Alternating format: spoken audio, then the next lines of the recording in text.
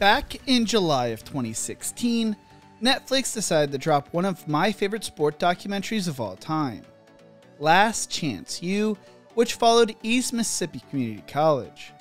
This series would become one of the most popular shows at the time, would release 4 more football-focused seasons following EMCC, Independence Community College in Kansas, and Laney Community College in Oakland, California, and is still coming out today covering JUCO College basketball. Last Chance U brought to light the struggles that came with JUCO football, whether that be the financial issues, keeping yourself out of trouble, or staying academically eligible. Since it's been 7 years since someone checked on EMCC, I thought why not do it myself. You won't want to miss this one. But before we get into this, if you enjoy college football content like this, make sure to leave a like and subscribe. I am planning to release multiple videos a week this season. Also, let me know if you want me to do the same thing with Independence and Laney College in the comments section below.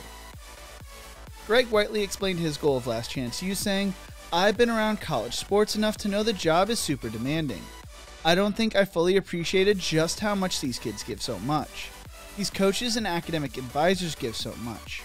The JUCO route is not an easy route when it comes to making it to the big-time college football, and I think Last Chance U did a good job of bringing that to light." Nina Mandel from USA Today Sports wrote, "The goal of the show is to tell the stories of a group of football players working for their dreams in a place that is far from where they thought they would have been, at a small community college in a small town that has produced an impressive number of Division I players." Season 1 and 2 took place in a small town of Scuba, Mississippi at East Mississippi Community College. At the time of release, head coach Buddy Stevens had turned EMCC into a JUCO powerhouse that consistently competed for national titles year in and year out. But that was not always the case. Buddy took over the EMCC program in 2007, and before his arrival, they had not managed a winning season in over a decade and had only made the state playoffs once in school history. Stevens arrived at EMCC after serving as an assistant coach at Pearl River Community College in Poplarville, Mississippi, where he helped them go 60-12 and win the NJCAA championship in 2004 and 4 straight MACJC state titles. Before that, he had served as a head coach at the high school level in both Alabama and Louisiana for 8 years. Buddy quickly turned his team around, leading EMCC to an 8-2 record and the division title in 2008. Buddy followed that season up with an 11-1 record and the MACJC title in 2009, where they finished 4th in the country. In 2010, they went 5-5, but used that as a jumping off point to go 12-0 in 2011, where they won their first ever national championship at the JUCO level. They would once again win the national title in 2013 and 2014 after 12-0 records, with the latter team being led by quarterback Chad Kelly, and that was when Last Chance U came to town. Going into the 2015 season, the goal was straightforward for EMCC: win their 3rd straight national title. After a dominating win to start the season, they lost in a heartbreaker to number 4, Copi Lincoln 31-24. They would continue to dominate the rest of the season, climbing their way back up to the number 3 ranking in the nation before their season was derailed after a brawl broke out during their game with Mississippi Delta. EMCC, who was up 48-0 at the time, was disqualified from the state playoffs and a potential berth to the national championship game. Along the way, we met players like Ronald Ali, John Franklin III, Gary McRae, DJ Law, and Wyatt Roberts. Last Chance U returned for the 2016 season, and once again, the goal was national title. The team faced a major hurdle in that only 32 of their players were eligible for the opening game with Jones County Junior College due to the suspensions related to the previous season's brawl. EMCC lost that game 27-25, their first season opening loss since 2010. They would win the remainder of their games, but would once again finish 3rd in the polls, just missing out on the national title game. Along the way, we met Isaiah Wright, Brooks Shannon, Dakota Allen, DeAndre Johnson, VJ Miller, and Chauncey Rivers. EMCC invited Last Chance U back for a 3rd season, but instead they decided to go in a different direction, and that's where the magic begins for EMCC.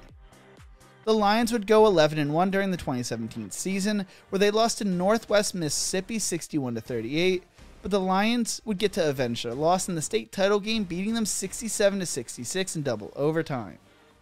Throughout the season, they blew everyone out and earned a spot in the national title game, where they took on Arizona Western.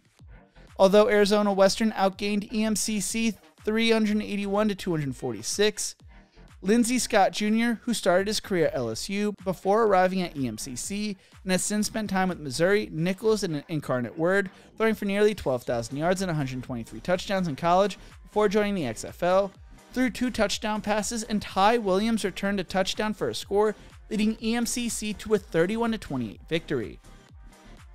Before the start of the 2018 season, EMCC became the first JUCO national title winner to also be named the NJCAA's Football Academic Team of the Year after posting a 3.01 composite grade point average. The team had raised their composite GPA from a 2.88 to a 3.01 in just 1 year.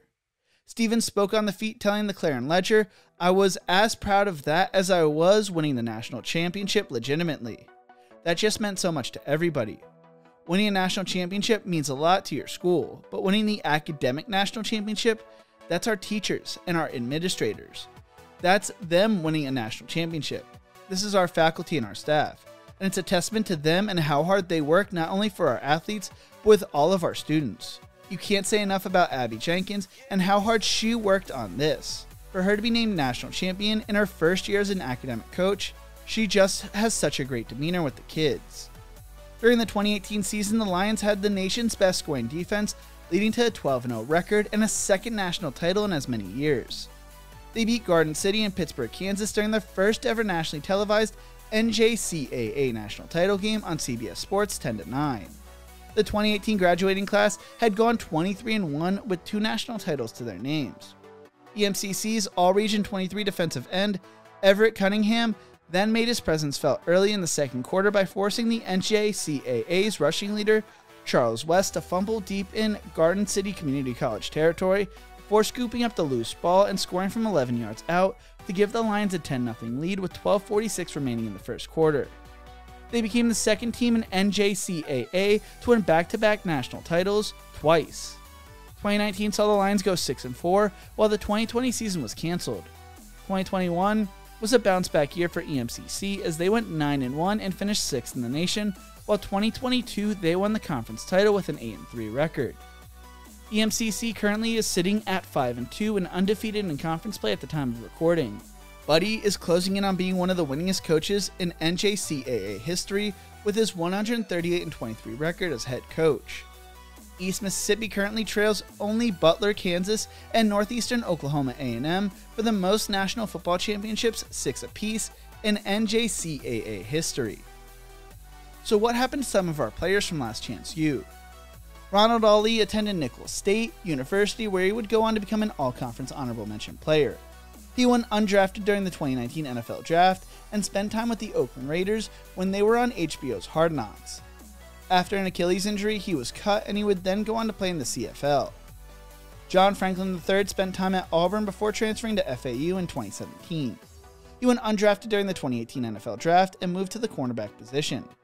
He has since spent time with the Chicago Bears and Tampa Bay Buccaneers in the NFL and Tampa Bay Bandits and Memphis Showboats in the USFL. Gary McRae would spend time with Louisville, appearing in 12 games, but had his senior year cut short due to a shoulder injury. Wyatt Roberts walked on to Mississippi State and competed for the starting quarterback job, but has since finished his degree online and started working at a steel mill.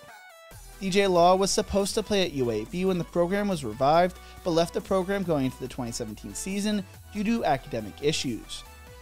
From what I could find, he spent some time in jail and looks to be done with football.